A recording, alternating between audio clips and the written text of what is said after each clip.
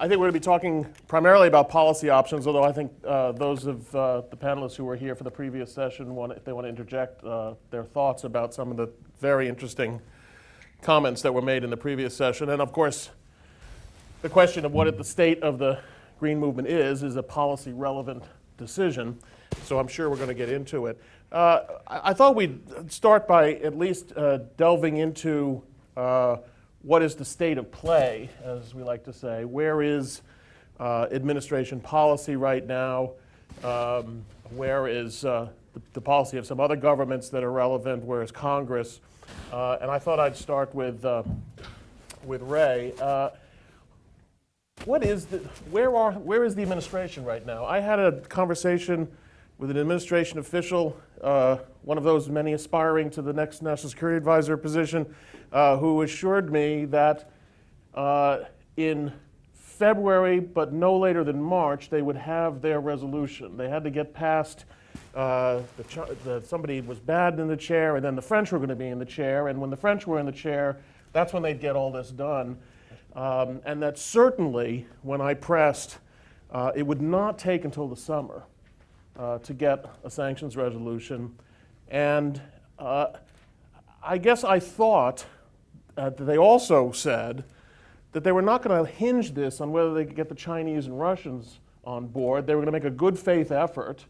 But at the end of the day, what mattered was doing something with the Europeans. Now, it seems to me that that is not the way things have turned out. But I wonder whether what your impression is and where you think things are going, really, if you can even be specific about what the timing is right now as far as you understand it. Well, right now the Japanese are in the chair, so I don't know what that means. Right. I think when they say they have a two-track policy, they actually mean it.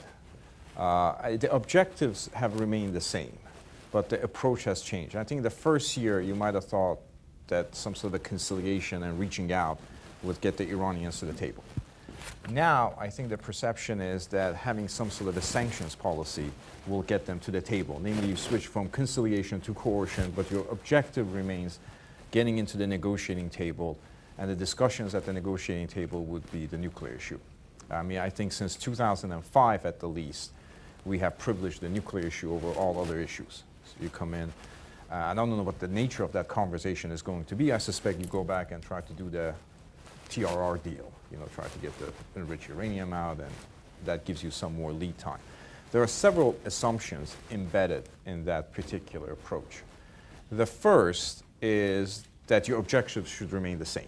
Namely, the nuclear issue should be the predominant issue that you talk about, which doesn't fully take into account the remarkable change in the context that has happened in the intervening year in terms of a domestic situation that is in transition, in terms of the regime whose longevity and reliability is in question. So those assumptions, I think, have to be, I would say they have to be revisited in terms of the fact whether you want to, whether even you should come to the negotiating table. That threshold question, I think, needs to be assessed. When you come to the table, how that affects your entire range of other interests, your human rights interests, your regional concerns, Iran's behavior, and so forth. The second assumption is that somehow economic sanctions are going to condition or impact the regime's behavior, which I must confess is a peculiarly Marxist argument in a time when Marxism has all but vanquished, because it essentially calls Iran's political behavior based upon certain economic determinations. I mean, countries make decisions for an entire range of issues, and at times the Islamic Republic has continuously made decisions where it has imperiled its economic concerns in order to advance some sort of an ideological perspective. So it's a uniquely a non-Marxist state in that particular sense. So we have a Marxist approach to a non-Marxist state. The debate about when you're going to get a sanctions resolution and all that, to me, are somewhat less significant, given the fact that I don't believe there's a sanctions solution to this particular problem. And the sanctions issue that people talk about is because you don't want to address the other options. I mean, if you don't have sanctions to talk about, then what do you talk about? If a spokesperson goes in and says, hey, what's your policy toward Iran? Well, we're going to get sanctions. They're going to be biting sanctions, crippling sanctions, harassing sanctions, whatever the terminology, adjective of the day is. You can doubt Elliot and others might have a different perspective. I just don't think sanctions as a policy instrument are going to condition the behavior of this regime. I think what they will do is potentially get you to the table, where you have a tactical and rather inconclusive discussion. Sort of what Iranians did to al-Baradei for all those years. Just tie him up into negotiations. We give you this, you give that. Where does this go from here? My suspicion is that you're going to have a turbulent summer in Iran because of the subsidies issues and the economic issues. So there's going to be a degree of political ferment in Iran this summer. And how this affects the larger Iranian diplomacy remains to be seen. I actually believe at this particular point, President Ahmadinejad, which I always say for better or for worse, is the most ardent interlocutor of the United States. He is the one that wants to reach out to the United States for several reasons. First is because he thinks his domestic legitimacy will be enhanced, given the nature of his re-election.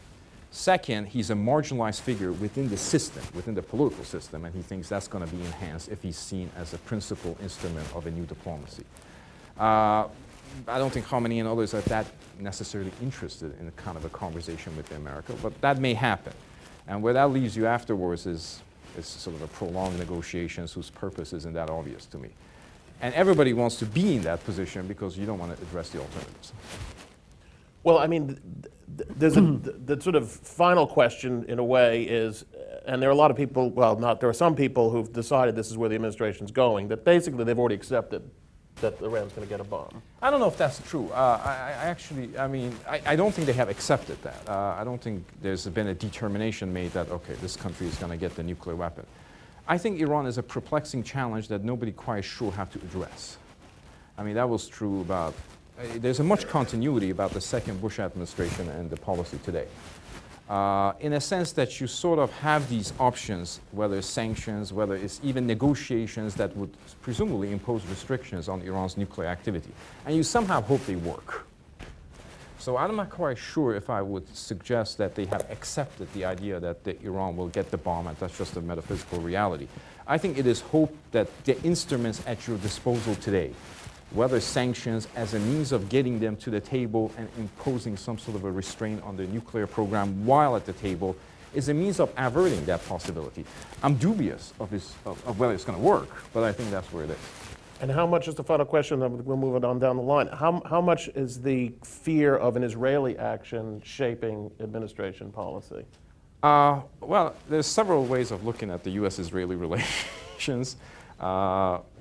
I think the United States would prefer for Israelis not to take sort of a military action against Iran. I'm not quite sure if Israelis are going to do so. I think they speak a lot, but I'm not. I mean, Israelis always give themselves more time. It's been an existential threat for about 6, 7, 8 years.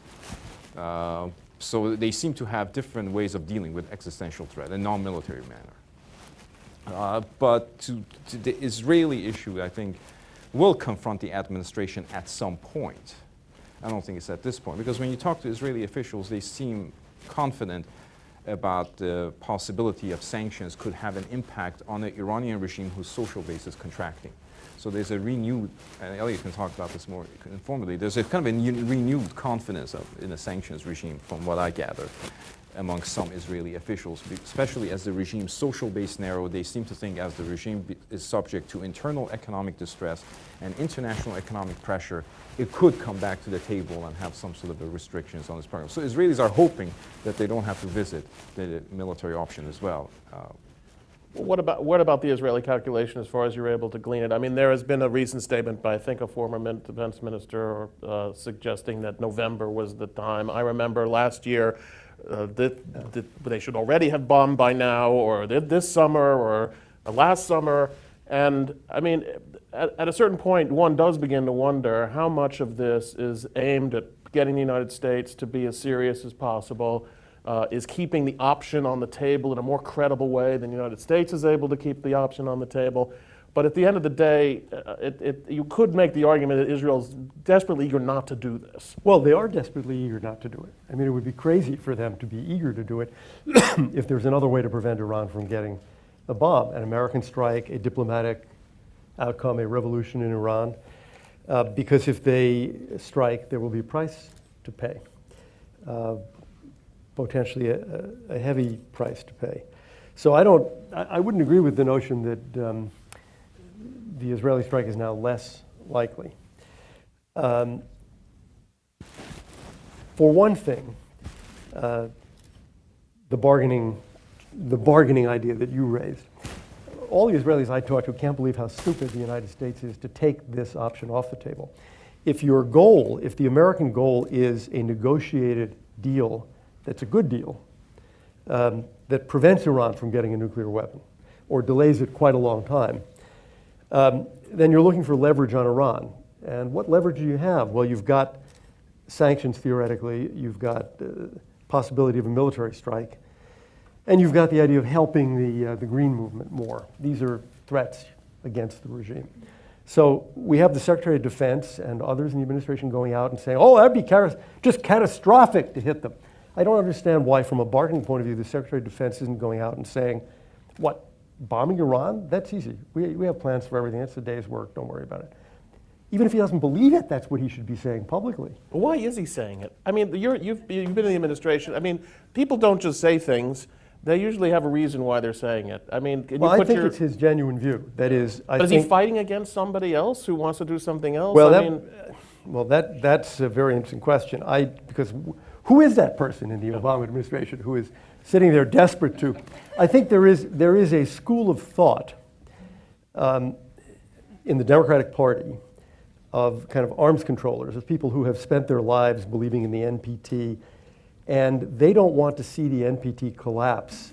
They don't want to preside as part of a Democratic administration over a huge expansion of the number of countries that have nuclear weapons. And so some of those people probably would prefer even a military strike to seeing the whole post-war non-proliferation edifice collapse on their watch. So Gates is saying this to keep George Perkovich under control. Well, I think that's exactly right. No, I think it reflects the view of Gates himself and certainly some people in the military, I would guess, given who's doing what, mostly in the Army, that this would be a very bad thing to do, and particularly now, given our involvement in Afghanistan and still in Iraq. What I find perplexing about this is,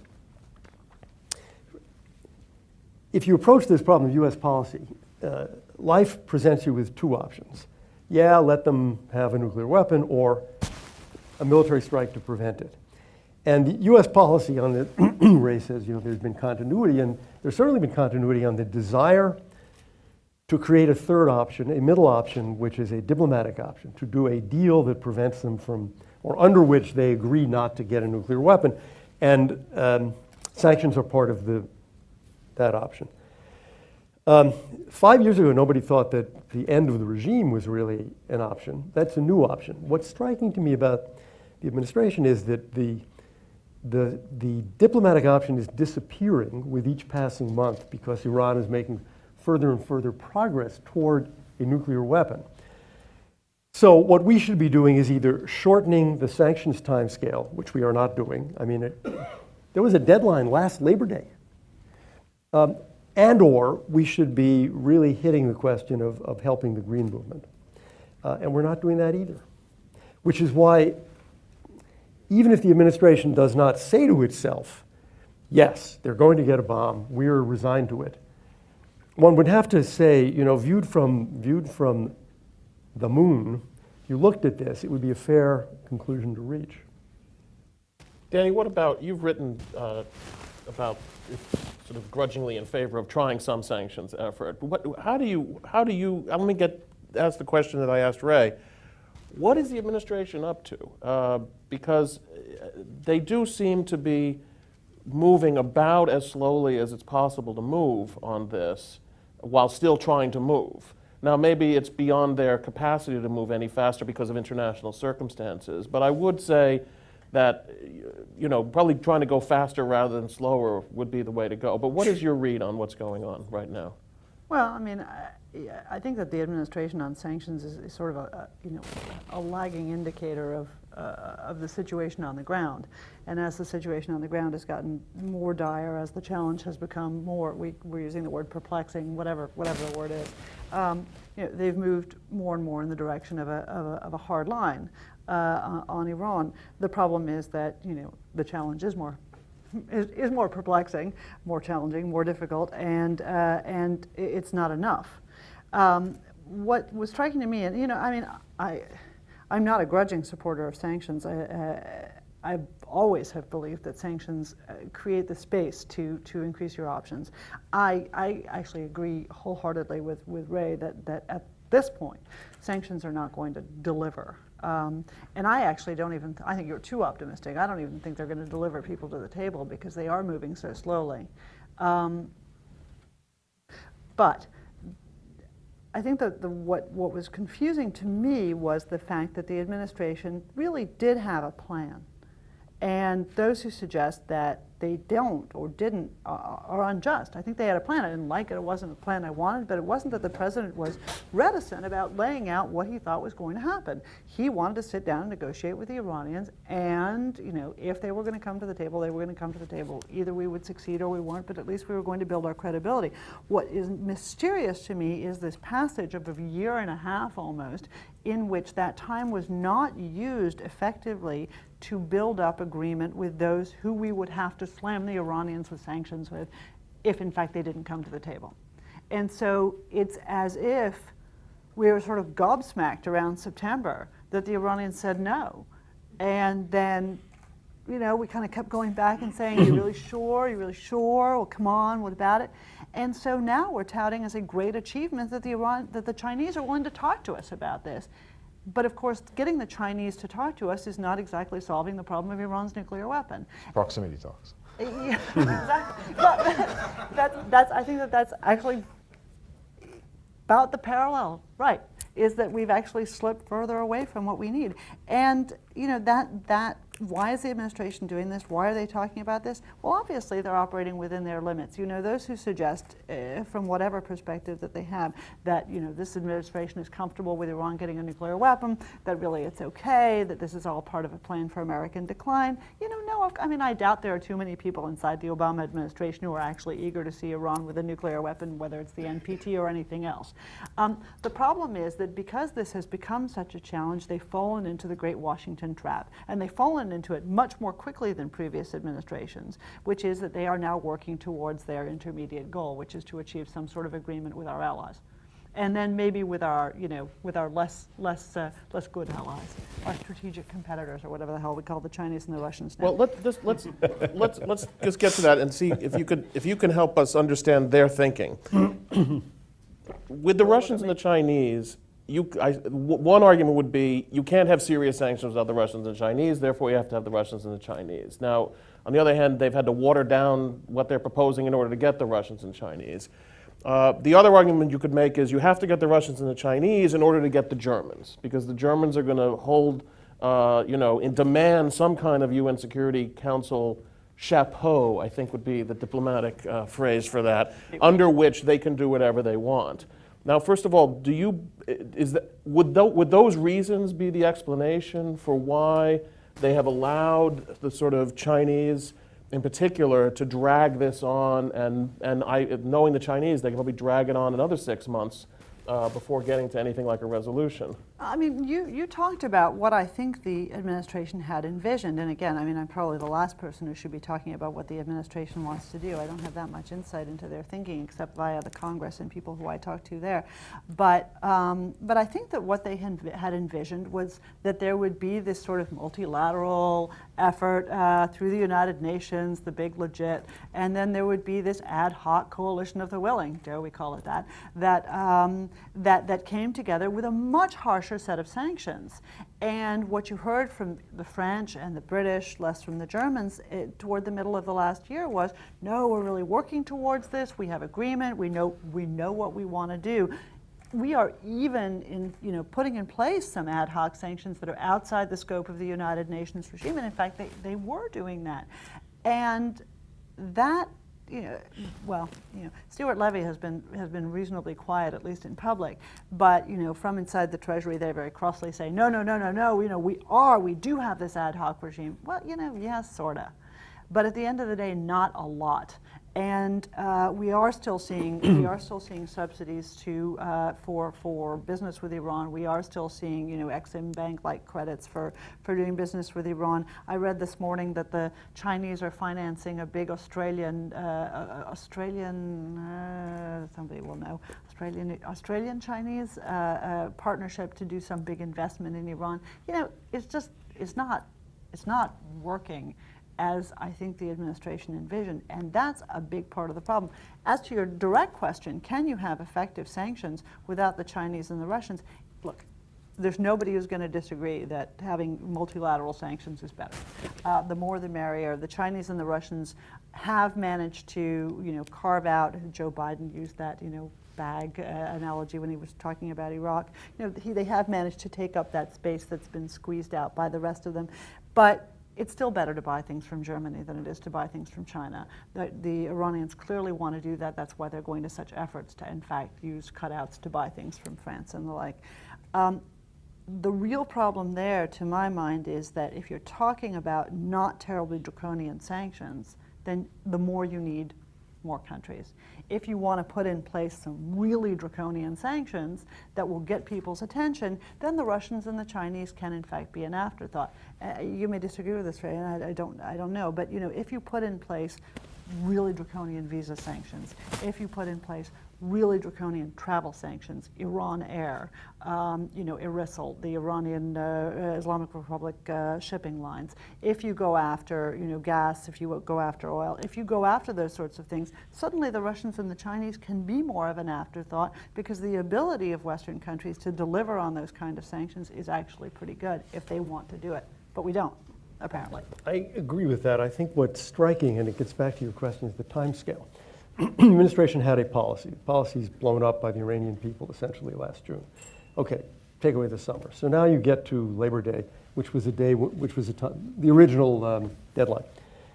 And this policy of trying to get something from the UN, which can be important because there are a lot of countries that will actually then enforce that as a matter of domestic law, and then building on it with a coalition of the willing with the Europeans. It's fine. That would have been a good thing to do last fall. What is harder to comprehend is, why did they let it go till 9 months? I mean, it will be by the time we get anything. In the interim, I think it becomes harder. Not so much because Iran is making progress in its program, but because of the diminished position of the United States. Had the newly elected President Obama tried to get this set of sanctions, it would have been easier. American relations with the British, French, Germans, Japanese, Indians are not as good now as they were 12 and 24 months ago. And getting that cooperation, I think, is going to be harder. I mean, I would draw one difference with the Russians. I think there's a greater degree of U.S.-Russian cooperation. Part of that has been a series of agreements that have been made between Russia and the United States. Nobody's really talking about naval expansion. And sort of a criticism of Russia's internal practices, the rescission of the missile defense programs and so forth. And in exchange to that, and also because I think they have had it with the Iranians, I think you're going to get a greater degree of cooperation from the Russians. So there's a transactional arrangement between the United States and Russia that can be more effective in terms of sanctions policy, and particularly on Russia in terms of S-300s, delivering the air defense systems and so forth, which I don't think is going to happen. Now you can say the Russians are being clever because they know the Chinese are going to play the bad guy role. But the overall, there are two ways of approaching United Nations sanctions. The way that have been approached since whenever the first resolution was during the Bush administration, namely trying to get international unanimity as a means of conveying to Iranians the impression of international unity, and within that you have an ability to craft sanctions policies with other countries. The second one, which as someone who doesn't really believe in sanction as a persuasive instrument, I would say you load up your resolution in terms of negotiations with the British and the French and possibly the Russians, and you dare the Chinese to veto it. You just put it out there. And you say, okay, U.S. Sino-American relations are extremely complicated and have a lot of areas of trade, commerce, military, and so forth. What are you going to do about it? But I think the direction is that as maybe it's bureaucratic inertia, trying to get international unanimity, and then you have this, I don't know how reliable it is, but this dossier of Revolutionary Guard corporations that you're going to go after. I mean, do we know all the Revolutionary Guard corporations' assets? And do we know all its Jummy companies? I mean, I don't know. I just can't judge that. But then you'll see that sort of a thing happening. And then the third thing is the Iranian internal developments and how that affects your sanctions policy.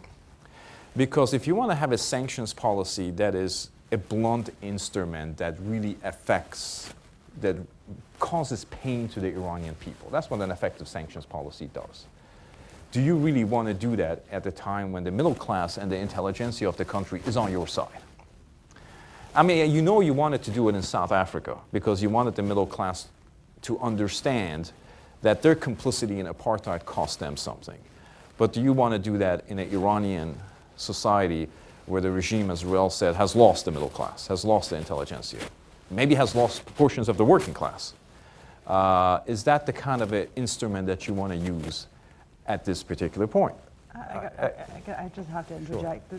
This reminds me of conversations that we have with the Chamber of Commerce in which they say that sanctions are an appropriate instrument that we need to use for dumping of televisions into the United States because that's unacceptable. But in the event of the proliferation of weapons of mass destruction, that's really not an appropriate tool. I mean, apartheid versus nuclear weapons, you know, appalling on a moral scale, but national security-wise, I still think that's a weak argument, Ray. Well, I just don't think sanctions are going to affect the regime's nuclear calculations anyways. Right, but let's go to the next level because you could argue that it will affect their calculations indirectly in the following way, and which I think leads us into the next phase of discussion. Energy sanctions will, which is why they're not going to happen.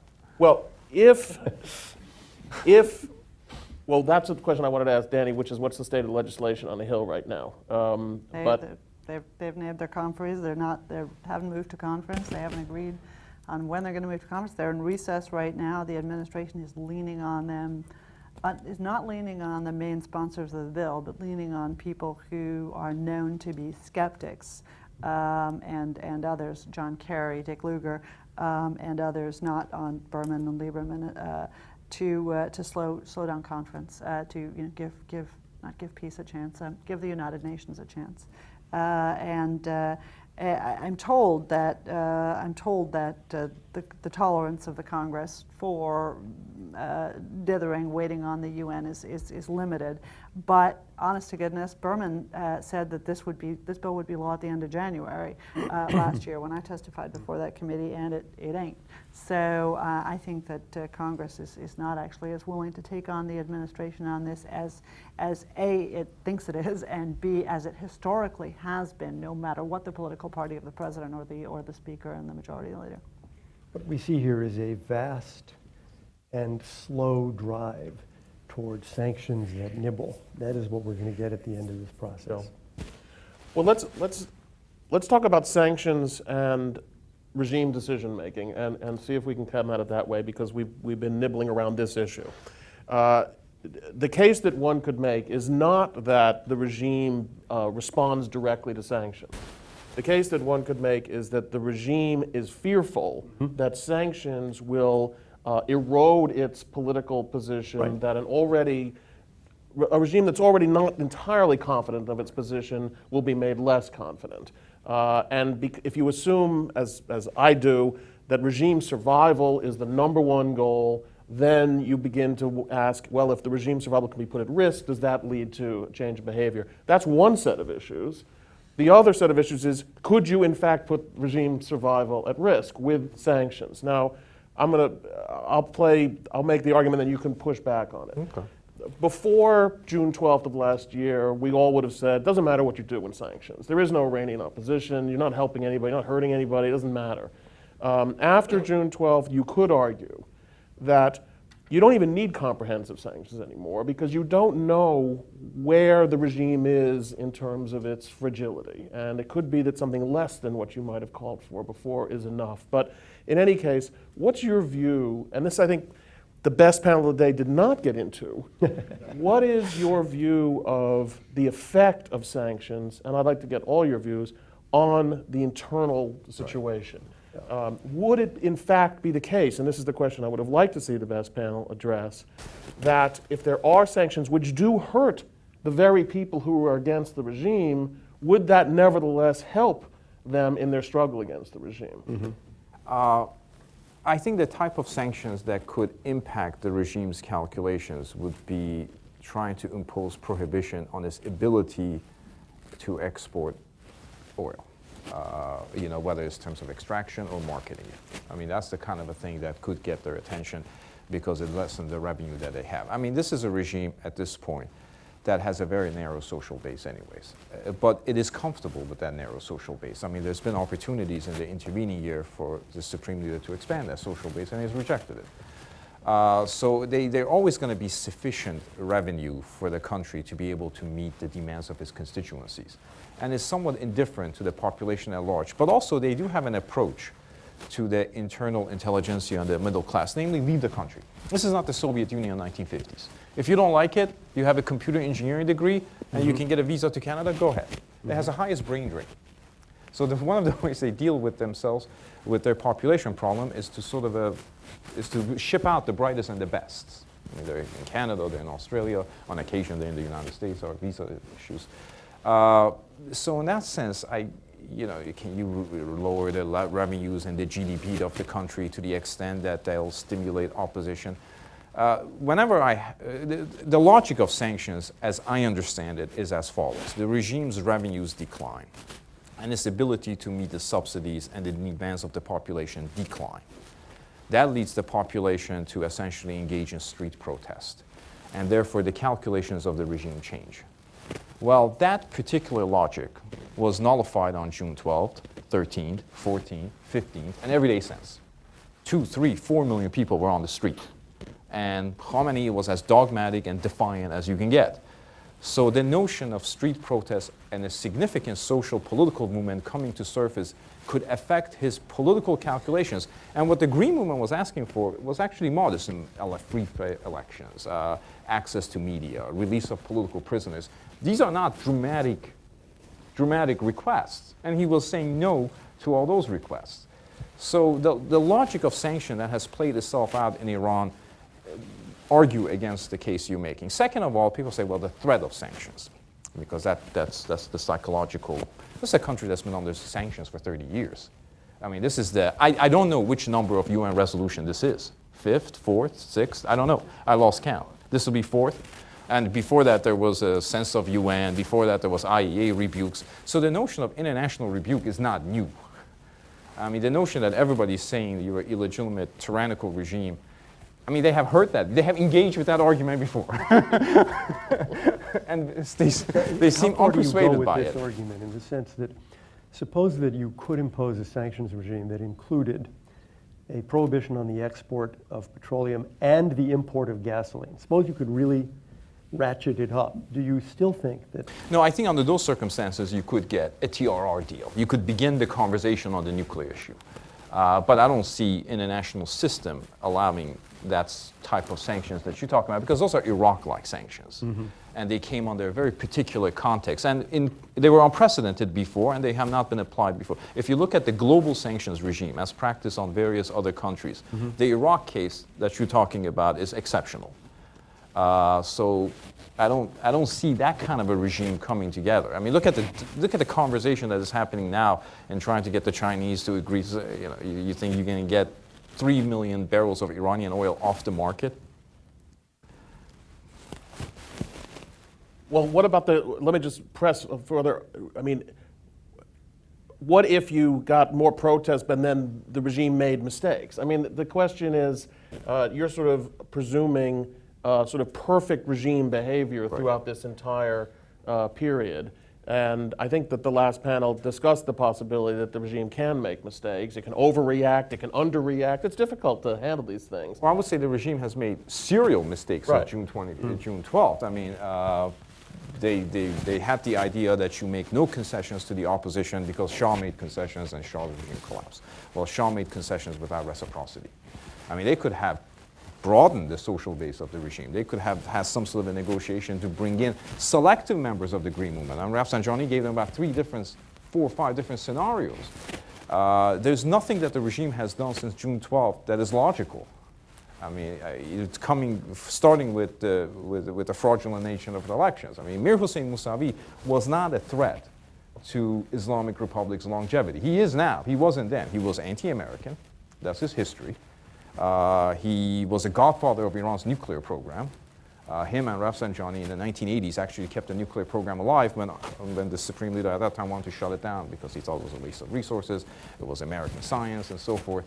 I mean, so you had an anti-American person who was committed to the nuclear program. He was unacceptable.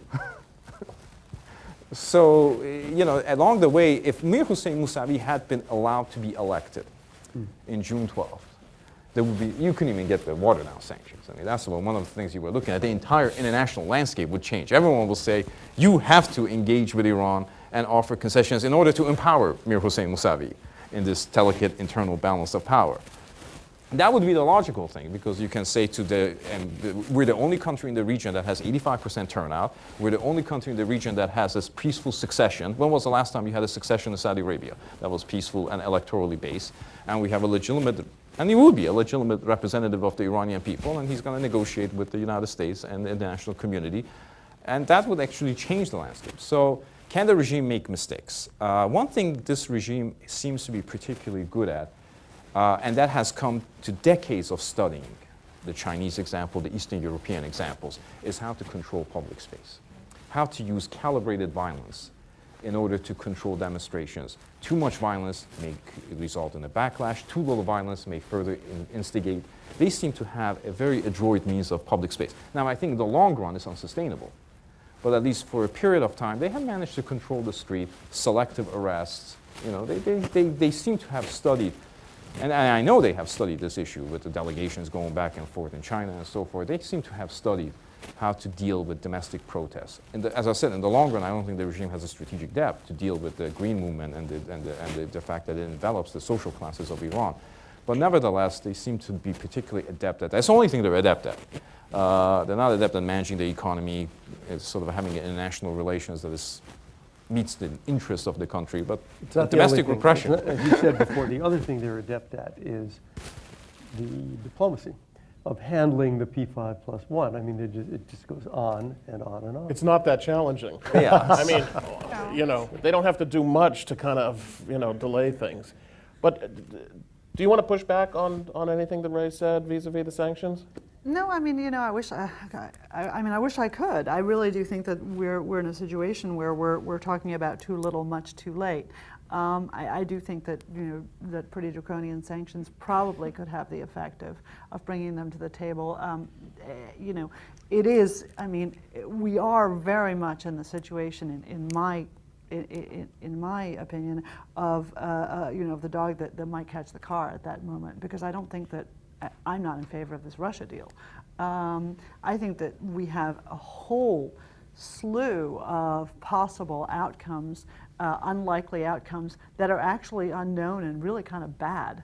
The Mousavi one that you laid out is absolutely one of them. You know, we have this tendency to talk about the Green Movement as if it's an unmitigated good. I'm not sure about that. I'm not sure I know what the Green Movement is. I'm not sure they know what they are. But let me tell you that, you know, the guys who were in the forefront of it are not especially attractive to us. And had we compared them, you know, 10 years ago, we would have been pretty unhappy. People say no. You know, in the case of instability inside Iran, you could never tell. They were shouting, you know, death to the dictator. Now they're shouting end of the regime. You know, yeah, maybe. I think that, you know, again, the first panel, the better and better looking panel, talked about the. I didn't hear that, but I know it was rude. Talked about the IRGC and the role of the IRGC. We haven't talked much about that and about the decision-making power. I don't think we have a very keen understanding about the relationship between the IRGC, the Green Movement, and the Supreme Leader. But again, you know, what would pressure end up building inside Iran, and who would be the ultimate victor, and what would that mean, coming back to what we're actually talking about, which is the nuclear weapons program? Any of that is I think a great unknown for us. I think we are in one of the most complicated and you know, no good ending situations that we've been in a long time, because no matter what, the Iranians have the capacity to really change the regional dynamic in a way that I think we have not begun to imagine yet. Well, let me ask you, Ray, if you don't think you don't think that sanctions are going to work, you don't think diplomacy is going to work. I think it could get you to the table. Well, work in the sense of stopping their nuclear program. So it seems to me you then have two options. And you just wrote an article with Jim Lindsay saying containment is a false option because there is no non-military containment. I think you said that was the point of your article, which I thought was a very important point to make. You are now left, it seems to me, with two options.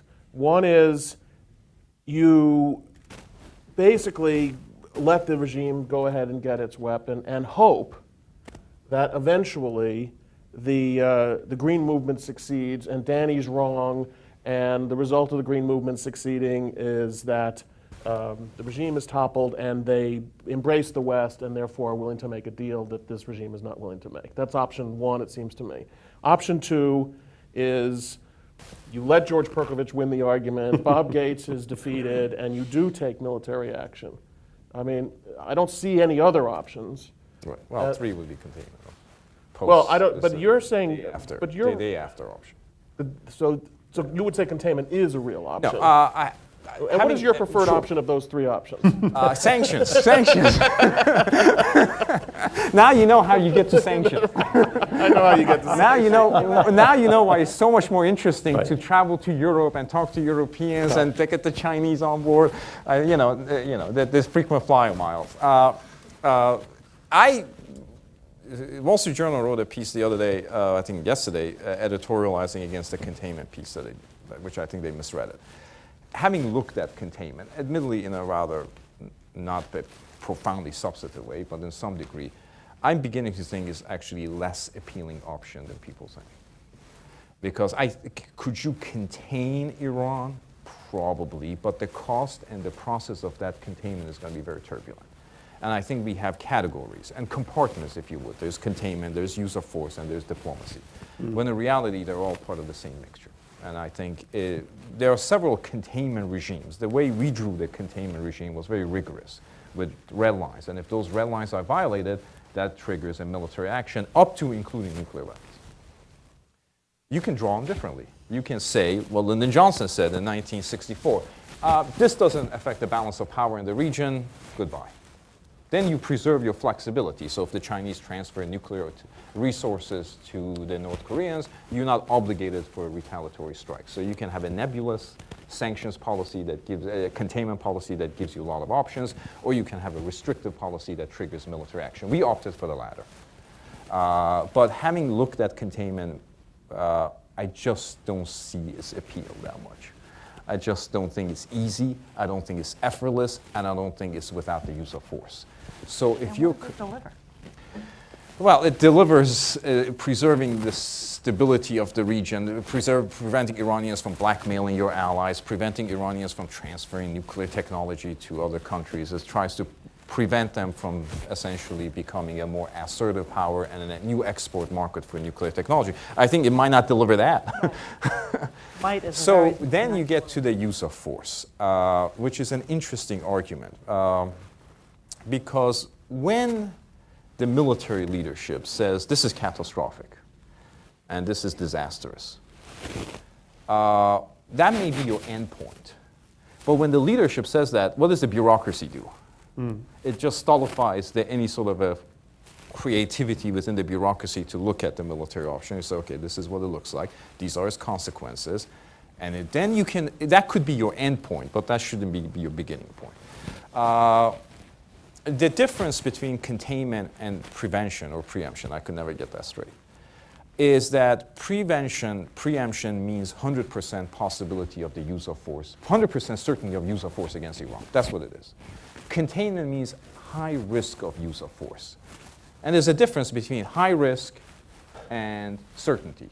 That's what containment buys you. There's another side to that coin, which is that the preemption guarantees that you have achieved your result, whereas the other side, whereas the so-called containment doesn't guarantee anything. In fact, since you're doing it under this view in a context in which your 5 years of statements that it is unacceptable for Iran to have nuclear weapons are now shown to be meaningless, you're doing it in the worst possible context. Well, and you left out the other point, which is the prevention is when they don't have a nuclear weapon, and the containment it's a military minor- action a minor is, when they, point, is yes. when they do have a nuclear weapon. And Yeah. I mean, that seems to me to be, I think, the point that you were making in your piece, which is that if Iran gets a nuclear weapon, I'm going to paraphrase what you were saying, their incentive to increase their support for Yes. Hezbollah, for Goes up. instance, goes up. Yes. Your option then, in real Down. containment, Goes is that you want to be able to retaliate. That's what containment means. Otherwise, I don't know what containment means. Right. If you're not stopping them from doing that, you're not containing them, right? So then, but now your incentive to do something has declined because they have a nuclear weapon, Well, right? no, we still have a conventional military option against Yeah. a nuclear Iran. Okay. But we don't want to use it now. And the What makes you question think? is, What makes you think we'll use it then? why Yeah. are you going to use it then? Well, would be. that's the. And by the way, not to put too fine a point on it, this was kind of the argument on Iraq. Because the assumption was if Iraq does eventually get a weapon, that makes it a little bit harder to contain their obvious actions. So again, I think you've come down to preventive military action. I'm right? for sanctions. You gotta try the international diplomacy. You gotta talk to Chinese. I did that limited area between certainty and probability of use of force. I think that's what containment probably buys. The other thing is the president, if the bureaucracy is judicious, will have numerous containment options in front of him, not just the one that we drew up. You could draw a very nebulous one where he can not retaliate should Iran engage in Well, transfer. that's just not containment. I mean, you can call it that. But let's look at the other option then, okay? And let's look at an option which the first and better panel today, I think, came to the conclusion that it is just a matter of time before this regime falls. Now, one question that I would have wanted to pose to the better panel is, does the acquisition of a nuclear weapon affect the internal dynamic? I.e., I think there are some regimes around the world that believe that if they get a nuclear weapon, it actually helps them maintain control domestically. So one question I would wonder is, because otherwise you could pursue this other policy, which is, if it's inevitable that this regime is going to fall, and every other option is lousy, then you basically let them get the bomb and hope that the regime falls in a timely manner, and do whatever you can to assist the regime in falling in a timely manner. That might be and you have to pay whatever price you pay in the interim, but overall, given all your bad options, that might be the best option. Can I just ask Sure. a question? Why, I mean, I think there are those who suggest that somehow a nuclear weapon won't help the regime. I cannot see why it would not. The incentive to interfere inside Iran is diminished. Certainly the Saudis, who have gone around trumpeting that they're interfering inside Iran and destabilizing and sponsoring, various creepy types, is going to be zero. They're going to stop. They're chicken. Everybody else is going to slow down. The Iranians' ability to interfere externally is going to, I think, be increased. I don't know why it doesn't give them a feeling of empowerment vis-a-vis their own people. Sure. But there's a second question which you have to ask, which is, the regime's timeline is limited. Okay, let's say that it is. Our predictions on this have not always been exactly fruitful, but let's say that it is limited. Who is coming next? And why are they necessarily better, and why do we necessarily want them to have nuclear weapons? And the only thing I would say to people who say that is that, unlike all the rest of you, I have learned some lessons from Iraq, and damn, sometimes the guys who come afterwards aren't exactly what you expect. They aren't Jeffersonian Democrats. They don't behave the way you want them to. And after 30 plus years of being the Islamic Republic, we have half the population that was educated by the Islamic Republic and has opinions about the United States, about the neighborhood, about Iran's role in the neighborhood, about Israel, Hezbollah, Hamas, and all the rest of it, that are informed by the regime and that may not be any better. Then So you must be in favor of preventive military action. I'm getting there. You're getting there. Okay, well, tell us when you get there. Let me just say, on the argument whether acquisition of a nuclear bomb helps regime's legitimacy, not necessarily in terms of external intervention. But suddenly, I don't know how that works. If my name is Hamid, I'm unemployed, and I'm disenfranchised, and I have a difficult time making ends meet, and I'm sort of in opposition to this regime that has disenfranchised me and mismanaged my economy. So the next day, you know, Iranians, they do this all the time in terms of stimulating nationalism when they shoot off cockroaches into space or whatever.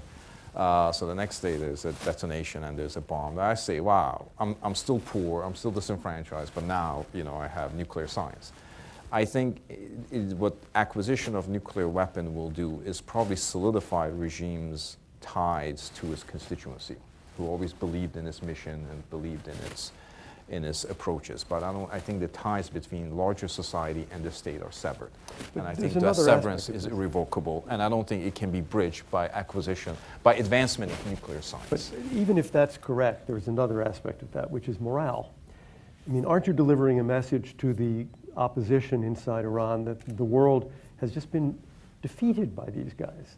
They're riding high. You're still disenfranchised, you're still economically impoverished, you're still in a difficult situation, and you always felt, if you're sensible Iranian, and they are, that the change of the regime can come through internal processes, and that eventually the international community isn't going to come to your rescue anyways. I don't think the argument that this will rekindle middle-class affection for the regime. It's not the argument I'm making. It's for not the the argument I'm making. The only argument I'm making is that the victory of the regime, in this sense, helps its morale and long-term, short-term, medium-term, forever. Short-term. Short-term, yeah, A few years. I don't know how you gauge that, but I think it has most a short-term advantage. The other thing about whether after Iran gets a nuclear weapon, we will not intervene in it, whether it's through subversion or militarily, that's a card we can concede and not concede. We can say that this actually puts you in a greater difficulty now with the international community, with the United States, and with the possibility of military jeopardy. The United States today is in a kind of a perplexing position because we have thought to ourselves that our entanglements in Iraq and Afghanistan give Iran a deterrent. We can't intervene in Iran because we're in Afghanistan and Iraq. So we have conceded a deterrent to them. We didn't have to do that. We have conceded that. And Bush conceded that.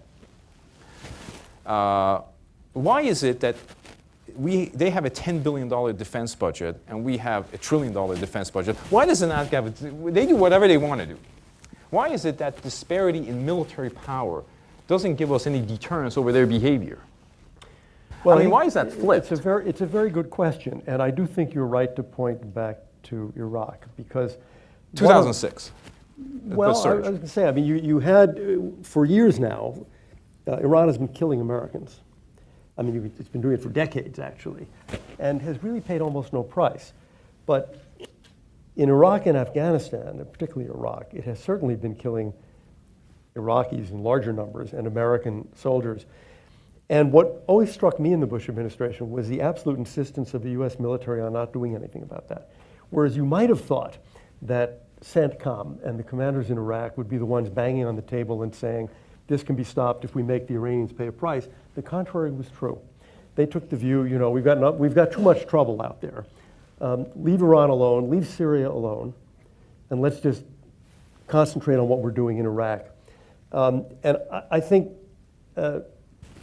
one can blame the Bush administration, but one has to say that a lot of this, as today with respect to Iran, comes from the military leadership. I mean, the president is still the president. The president's still the president. The Iranians, I think, have learned what is, from this whole point of view of what happens if they get a nuclear weapon, a very unfortunate lesson, which is that the price to be paid, they can impose prices on us, as you said, without our imposing prices on them, despite the amazing disparity of power. Now that is a choice on our part, and we've been making the wrong choice for a very long time. Well, I think I've exhausted the questions on my end, so I think, unlike the better panel today, we will open it up to questions. There's a lot of, I can tell, there's a lot of expertise in this audience, and I hope that, and also, if you have I'm hesitant to say this because I'm opening up for 15-minute speeches, which I don't want to do. But if you have answers to questions that we have not been able to answer, I would like to hear them, but briefly, okay? Because I'm sure we all have a lot to say. You're very quick with your hand up. Please, go ahead. Do we have microphones and stuff going around? Yeah. I'm Miriam Marsadegi, and I just want to draw some attention to what American foreign policy can mean for the Green Movement and what your opinions are about that. It's important, I mean, Danielle Pletka brought attention to the sort of ostensible leaders of the Green Movement, but I think it's important to look beyond them and look at people who are human rights defenders like the Nobel laureate Shirin Ebadi and many others, because it is such a diverse and broad movement, and see what their demands are, what they think, and what they demand of the international community. I mean, people like Shirin Ebadi, in my opinion, unfortunately, are against the use of sanctions. But I think what the reason behind their disagreement is very important and very important for the U.S. government to listen to, because what they're saying is that all this focus on the nuclear issue is empowering the regime, because the single greatest threat against it right now are the people of Iran. I think the U.S. government is not paying enough attention to that, and it's horribly foolish at a time when there's such an erosion of legitimacy from within. So what can the U.S. do to support the Green Movement? Thanks. This is actually, I think about a couple of months ago, I went to Elliot's office and asked the same question, because I don't really have the answer for it. I mean, I think you can make a case that, as has been made case, that the Green Movement has kind of enveloped the Iranian society. Mm-hmm. I think it has succeeded in severing ties between the regime and its population. Maybe it's just poverty of my imagination, because I just don't know, beyond some of the things that have been said, communication devices and so forth, what else the United States can do. I'm not saying that they shouldn't do anything. I'm just saying I just don't know the answer to your question. That's what I'm saying. I mean, I know some of the cases with solidarity and others. I'm not quite sure they're applicable. Some Helsinki process worked because at the end of the day, some members of the Soviet elite defected to the argument that perhaps a greater degree of social space can create functioning socialist governments that would still have orientation toward the Eastern Bloc. Wrong calculation. So I just don't know. I don't know what the American bureaucracy can do, which is somewhat maladroit. I don't know who would do it in the bureau. I don't know how bureaucratically that would work. I mean, you know, one way of bearing it is giving it to the State Department. I don't have an answer to your question. I think it's an important question, and probably the most critical question that can be explored. And beyond some of the things that have been said about the communication devices and expressions of moral support by the United States, which should be vociferous, I mean, I can see the argument that we should appoint a UN person to deal with Iran's human rights abuses, just that we have a UN process that deals with their nuclear infractions. Iran's human rights abuses are also violation of its international agreement, just as proliferation are. And that puts essentially an international glare on its domestic deficiencies. Are these things going to convince Ali Khamenei to give him power? No. But I don't know what else. Maybe you thought about this question. And you talked about this question. I think the latter point you were making about U.S. policy showing its support for the Green Movement is critical. Right. It doesn't overthrow a government in 3 weeks, but it was possible in the course of the Cold War somehow to convey, even though we were negotiating constantly with the Soviets, somehow to convey clearly whose side we're on. And that, you know, if you ask people who were in the Gulag, it made a big difference to them to know that the United States and some portions, other portions of the West, varied from decade to decade, had this view. I mean, I think you're right. If we had a kind of all fronts aggressive approach to this in the UN Security Council and the UN General Assembly and UNESCO and the UN Human Rights Council, and just pushed everywhere, put the regime on the defensive in all international fora, and made it very clear that it is a pariah regime. The events of the last, it's really quite remarkable if you think about the events of the last 12 12 months, you have seen Israel being moved in the position of a pariah regime, and not Iran, despite the events of June and what has followed. This is Well, they're I was gonna say, it's they're an not building unbelievable- settlements. Yeah, unbelievable failure of American Maybe if they foreign did. policy. Maybe that's the But secret. it is a huge error for American foreign policy. But there are things we can do. I mean, the truth is there are things we can do and that we don't do. I mean, it's funny what you say about the question of discussing the nuclear issue and conferring legitimacy upon the regime, basically having a discussion on the turf that they want to discuss.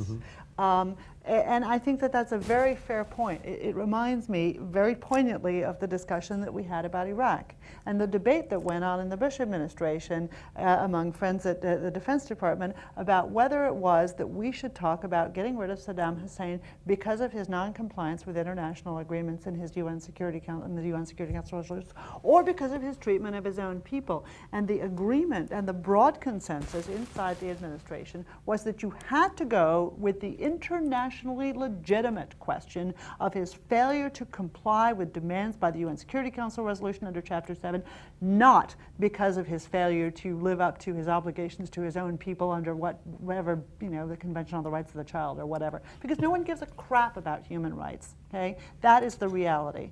No, when push comes to shove, countries are not willing to stand up in the same way as they are on these nuclear questions. Yeah, hang on a second. I agree with you. I'm very sympathetic to it. All I'm saying is that that's the reality of the world. It is the Irans and the Libyas and the Sudans and the Zimbabweans who control the discussions in UNESCO and in the Human Rights Council and elsewhere. But there are things that we can do that we do appallingly badly. The Voice of America that runs its programs into Iran.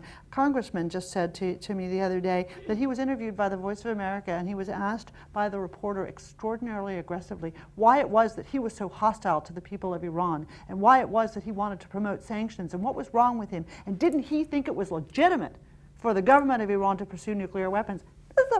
Pay taxes for that reporter to ask that member of Congress those questions. That's why people listen to the BBC, of all things, because the VOA sucks. Because, I'm sorry, forgive me, that's what I think, that's what I've always thought. You can come and yell at me afterwards.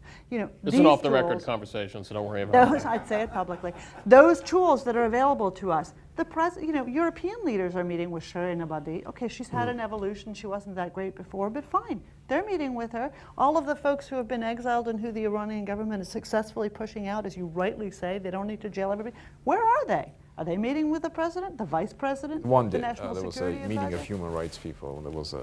And did they trumpet it in the same way? I mean, or did they put him out the back door the same way they did the Dalai Lama? On the previous You can do panel, things. there was some very technical point made, which is that the United States could provide free internet services by means of satellite. Right.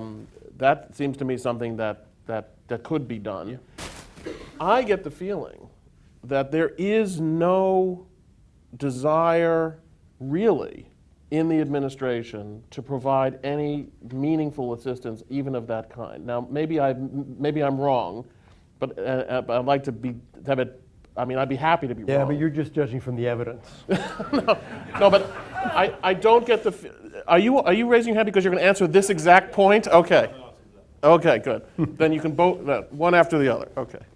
I've got somebody over there. Okay, this is Indira Lakshmanan from Bloomberg News. I actually asked Hillary Clinton this question in an interview in Moscow 2 weeks ago, and she said that the U.S. has granted a license to a company to provide, this is what she said on the record, Patrick's shaking his head no, but she says they've granted a license to a company to provide satellite to boost internet access within Iran. And when we pressed her and pressed other people at the State Department and asked, what is this company and what is it exactly that you're doing, they wouldn't tell us, but they said that such a license has been issued. And that actually was a question I wanted to ask this equally terrific panel to the first panel, which is, in those, I don't want to call them little things, but in those sort of civil society things, what specifically can U.S. policymakers be doing? Because I listened to all 3 or 4 of you struggle up there working through the questions of diplomacy, sanctions, and military action, and not finding sort of agreement, or even within yourselves, each one one of you thinking, what is the right answer? So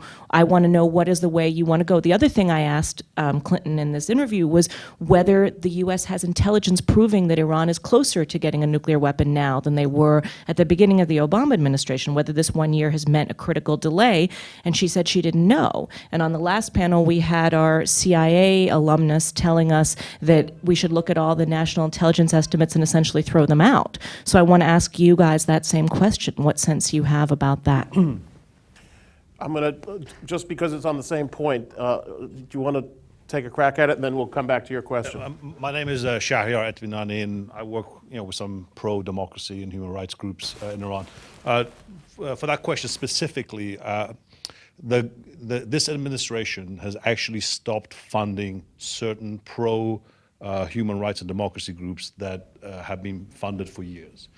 For example, a group out of Connecticut, the Documentation Center for Human Rights, which had its State Department funding stopped at the end of last year. And there are other organizations as well. For example, and also Voice of America you mentioned, as an example to show what the deep policy is. Reza Pahlavi, for whatever you might think of him, has stopped being interviewed on Voice of America since this administration has come to power. Not officially, but his office has asked many times to appear on Voice of America, and he's been declined to do so. So that kind of shows you what this administration has been doing. To go to the bigger question, I think, what can the U.S. do? I have certainly my own opinions. If you look at the Iranian populace June 10th, and if you ask a general question, and my belief is that, would you rather a regime change? I think that the answer majority would be no, especially after Iraq and what the regime change concept meant in that aspect of it. I think primarily the reason for the vast majority of the Iranians saying no to that answer was because they couldn't see the possibility. There was no hope. What June 12th did, in my opinion, which is the most important thing, is to show the Iranians that, you know what, it is possible to get rid of the regime. So a huge chunk of the Iranian population has changed their mind. And if you ask them today, that would you rather a regime change or a change of, or the end of the Islamic Republic per se, and the establishment of a free secular democracy, a lot more would say yes. Partly because of the actions since June 12th of the Islamic Republic, but mostly because they can see the possibility. Because they can see it's not just them, but a huge chunk of the population is against this regime. And that's one thing the American administration and the Western world can give Iran, is hope that they are with them. And that will go a long way into pushing the population into getting rid of this theocracy and establishing, hopefully, a liberal democracy. Do you have a feeling? A feeling is about the best you probably hope for about how far along Iran is on the nuclear program. Having flunked physics twice at school. I'm impressed that you took it the second time. Well, you had to take it. So, the science of this largely eludes me. I would say the following, just back of the envelope calculations. There's a lot of reporting in papers that Iran's program is suffering technical breakages and it's not progressing as well. If you actually look at the IAEA reports, you realize that they're producing more enriched uranium than they were before with less number of centrifuges, which means that the existing centrifuges are being operated with more efficiency and greater productivity. So therefore the question will be, why are they not installing more centrifuges and jacking it up? So that may happen soon, maybe because they're just trying to perfect the system that they have. I don't know the nature of their clandestine program and how elaborate it is, or even if there is one. But I would say that they're becoming every day more technologically proficient and self-sufficient. It seems to me you can make a case that the Iranian program no longer requires exports from abroad in order to complete its mission being having the infrastructure for a nuclear bomb. How it progresses from here on, I can't see the scientific process reversing itself. And when you master a technology, you can pretty much master it.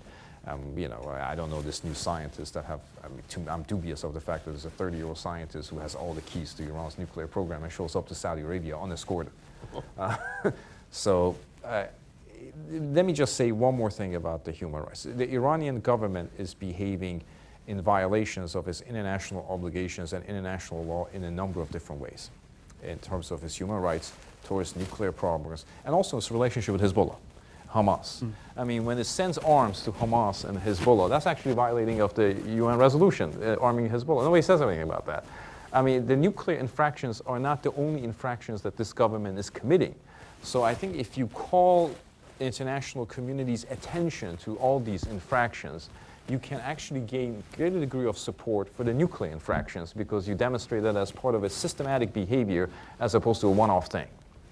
And that's why I think having a more comprehensive things. The other time, if you're going to negotiate with Iran, and I suspect at some point we will, you have to have, it cannot be, it seems to me, a strict discussion of the nuclear issue.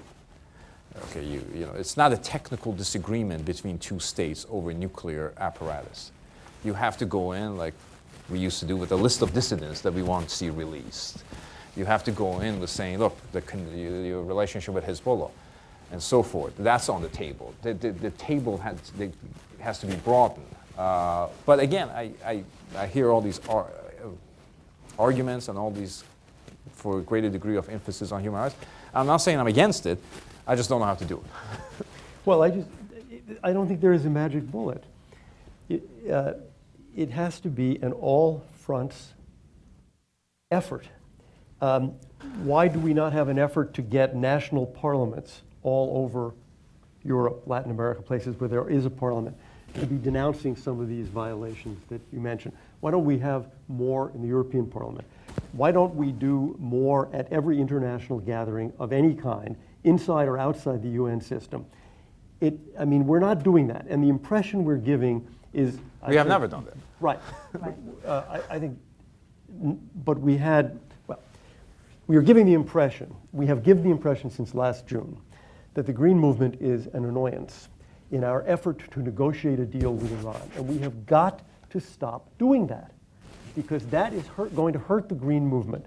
The only thing that we can't make them succeed, but we can hurt them. And I think the one thing we should be trying to do is to prevent the regime from using the nuclear issue to gain legitimacy. I mean, the very least we can do is to prevent it from gaining legitimacy. And we're in danger of missing that goal. But I mean, I think it would be fair to say that the administration's policy is the opposite of what you're saying. I agree.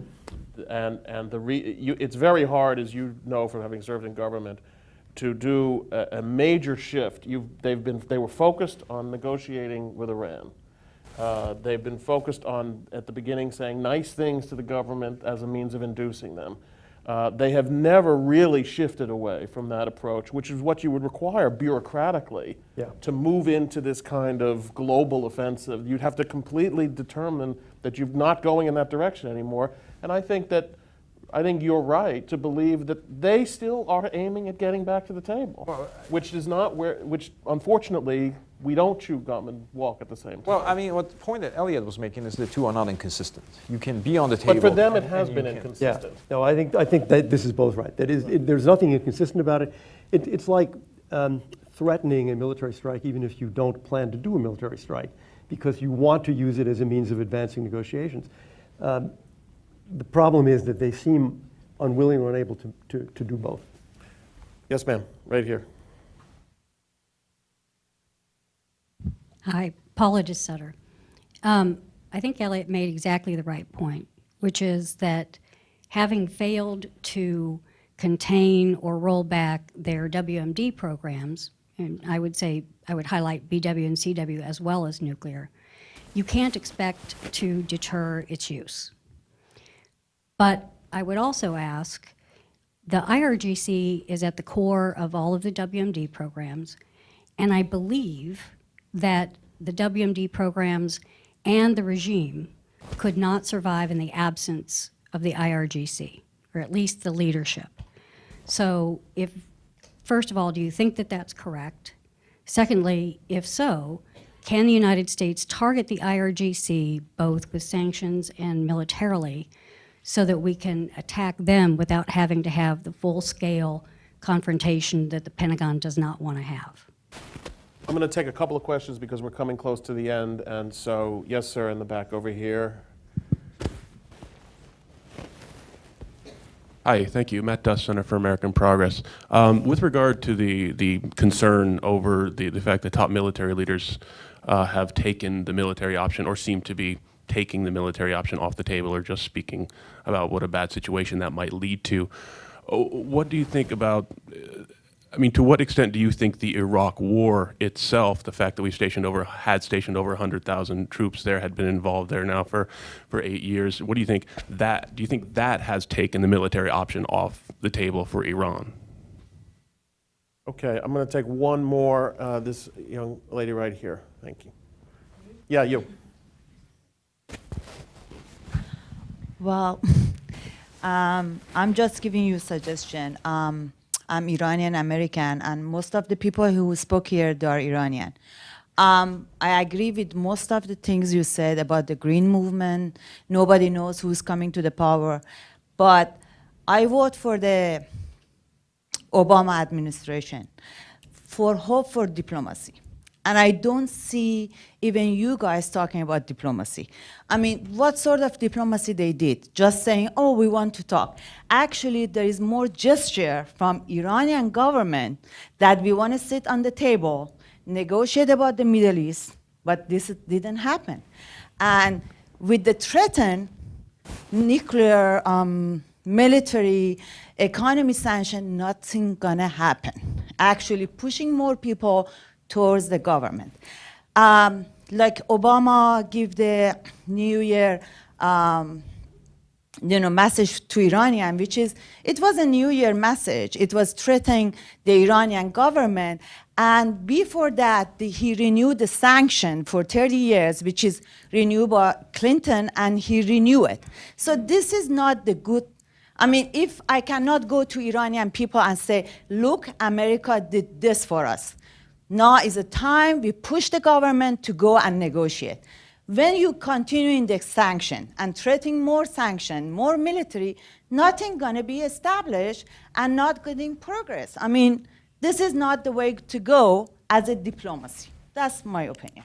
I mean, that's an interesting point. And, let me just direct this at you. I mean, you could argue that a serious diplomatic approach to Iran would have to be much more patient, would have to significantly reduce the nature of any threats that are hanging out there.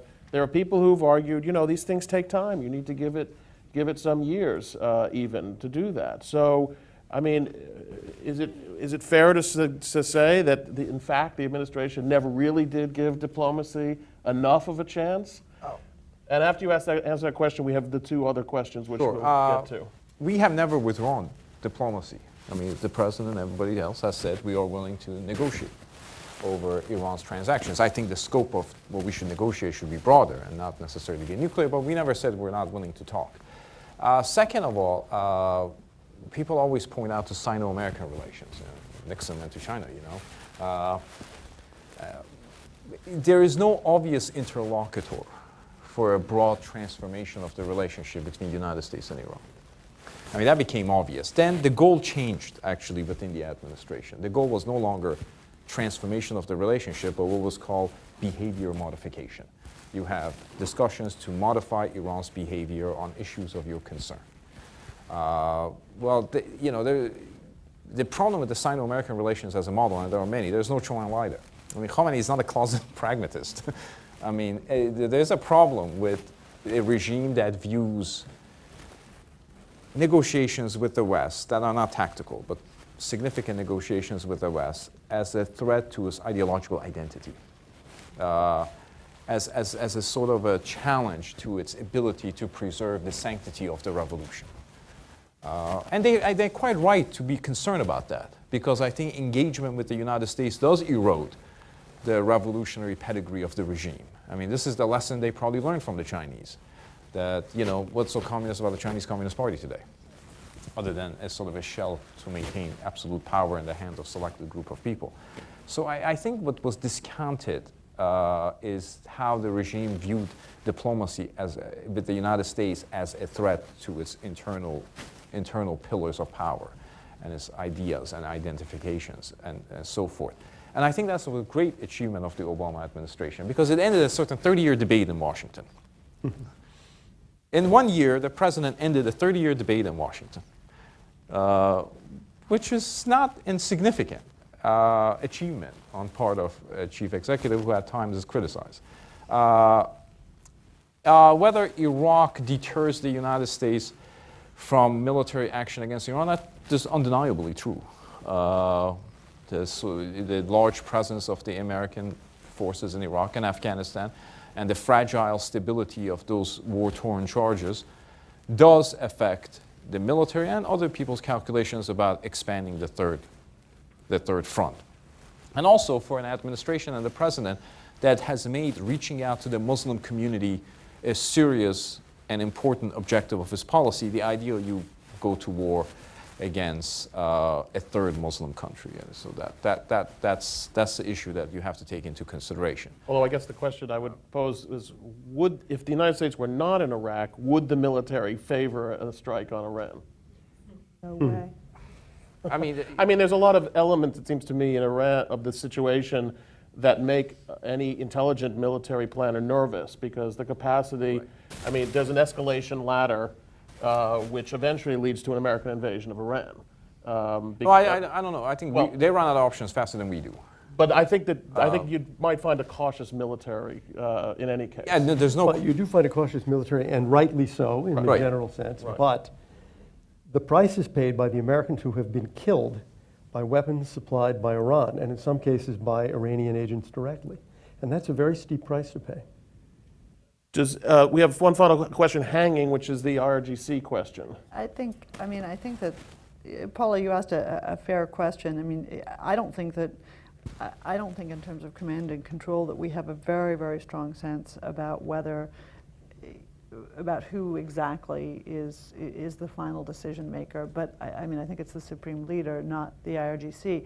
The question of the Supreme Leader's relationship with the IRGC is very fraught, and I don't think that we have a lot of clarity about it. But I mean, the problem that you lay out, which is, well, if we target the IRGC, then aren't we going to the heart of, and it's not just the nuclear program, I mean, it's also support for terrorism, it's also the other WMD programs, is right, except for the fact that this is probably also one of the more impervious parts of the regime. And Ray, I think Ray knows a lot about this too, but just to throw out this issue that we've talked about quite a lot at AEI, there is, the IRGC is a very different ideological kind of leadership for Iran than I think the clerics are. And I think that they make the clerics look very sophisticated and nuanced in their thinking about how to work with the outside world. So the notion that somehow if we're able to really denude Khatam al-Anbiya of its ability to get the contract for the Tehran metro or do whatever it is, that they are suddenly going to make different decisions about the nuclear program, I think is probably wrong. And it's also a little bit of an easy way out for us. That's what you're seeing at the UN now, is that no, we can only really agree to target these narrow things, and that is not going to be enormously, in my view, destabilizing to the regime. I think broader range sanctions have to be part of it. Okay, well, I think we've reached the end, and let me just thank our panelists for an excellent second best panel of the day. Second.